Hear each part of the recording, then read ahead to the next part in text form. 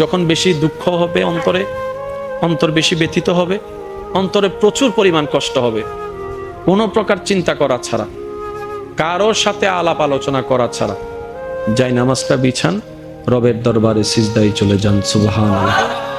চোখটা বন্ধ করেন, চোখের পানি ছাড়তে থাকেন, মন হালকা হতে থাকবে, সিজদায় রবকে বলতে থাকেন, যা বলার বলতে থাকেন, যেভাবে বলার বলতে থাকেন।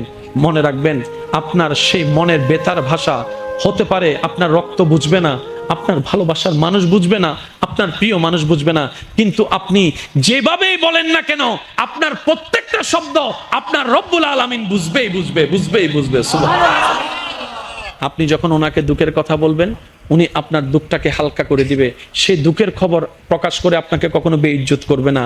আর আপনি যখন সুখের খবর পেয়ে রবের দরবারে সিজদায় চলে যাবেন, তখন আল্লাহ তাআলা খুশি হয়ে আপনার সুখটাকে আরো বাড়ায় দিবে। লা ইন শাকারতুম লা আযীদান্নাকুম আয়াতের উপর আমল হয়ে যাবে। আপনি শুকরিয়া করতে থাকবেন, সুখটাকে বাড়তে থাকবেন, সুখের কথা বলতে থাকবেন, রব্বুল আলামিন দেখে দেখে আপনার সুখও বাড়ায় দিবে, শান্তিও বাড়ায় দিবে। বলেন না সুবহানাল্লাহ।